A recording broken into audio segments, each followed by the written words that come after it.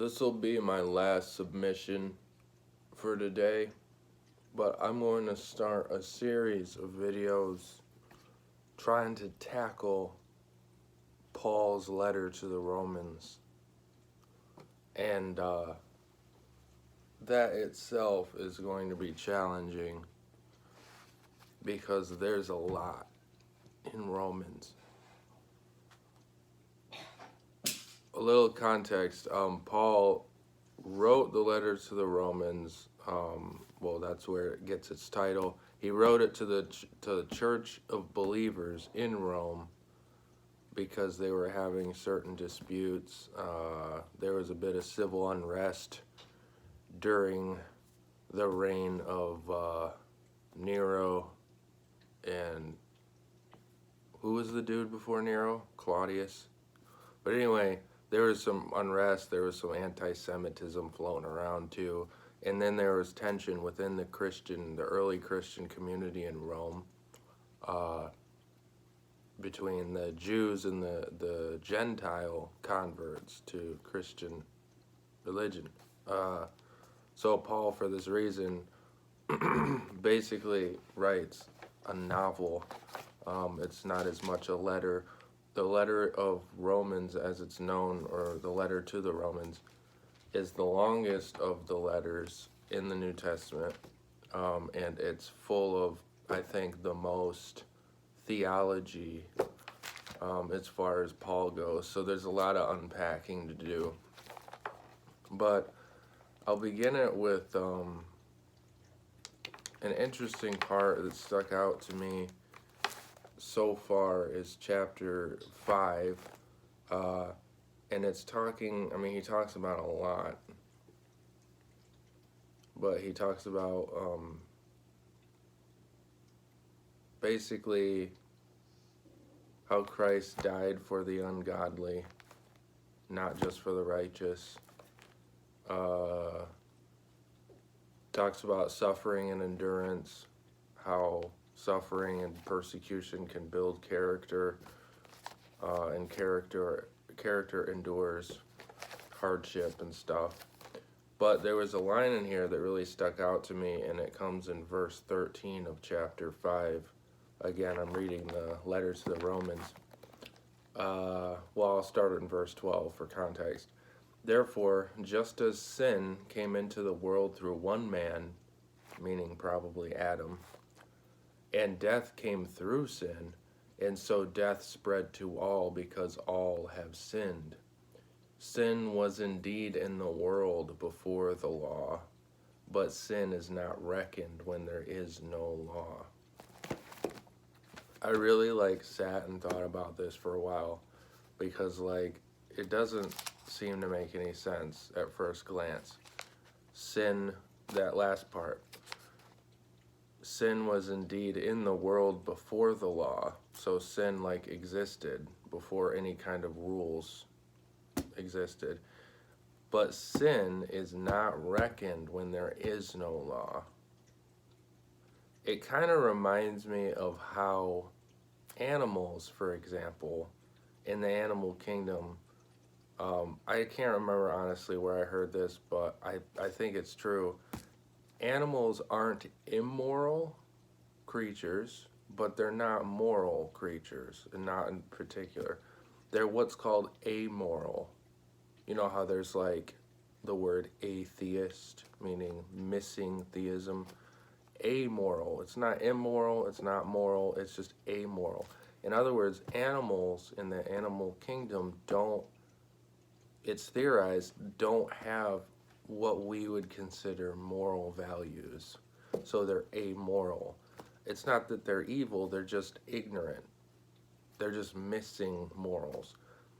So it kind of reminds me of that when Paul says here, sin was indeed in the world before the law, but sin is not reckoned when there is no law. So before the law of God came to mankind, it's kind of people were amoral in the same way the animals are. They just weren't necessarily evil, though evil took place and though there was sin existed out in the world. It just wasn't pointed out by the law. So there was no delineation. But there was also, for that reason, no salvation from sin. Because that's really, in the end, the purpose of the law. It's not just to have rules for the fun of it, or, it's for your health. So that was an interesting thing that Paul, dipped into. And there's some stuff surrounding it, too.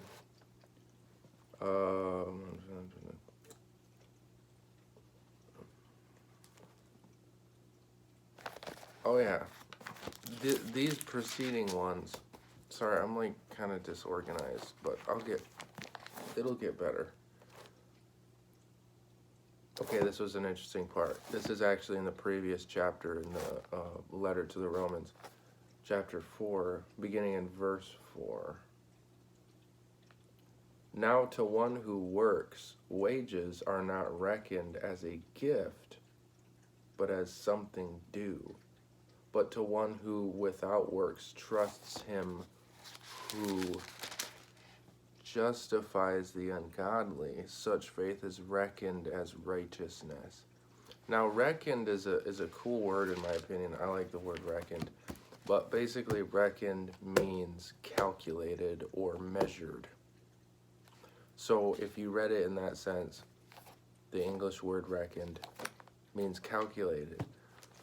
The part that I like about this verse 4, now to one who works, wages are not reckoned as a gift, but as something due. I feel like he's alluding to something here, and that is salvation by faith. That in the letter to the Romans is a big theme when it comes to Paul. Because salvation by faith, it's like faith, your devotion to God, which you could say is, in this context, it's kind of interchangeable. Devotion, faith, trust, whatever. Your faith counts or is reckoned as righteousness, not necessarily just your works. You can't really earn salvation. It's not like A plus B equals C, whatever. It's not like I do this, then I get salvation. You don't earn it because it's not like a wage. So Paul is drawing this comparison between working wages. You spend so much hour of your day, so many hours of your day, and then in exchange for those hours, you're compensated with money because you earned it. Salvation in the sense of being released from the consequences of your sin or the consequences of being in this natural order. Salvation is free. You don't really earn it. It's a gift, in contrast to wages. But no one who without works trusts him who justifies the ungodly. Such faith is reckoned as righteousness. So your faith itself is righteous, because your faith is sort of the spring from which your righteousness comes. You're not doing righteousness for something. You see?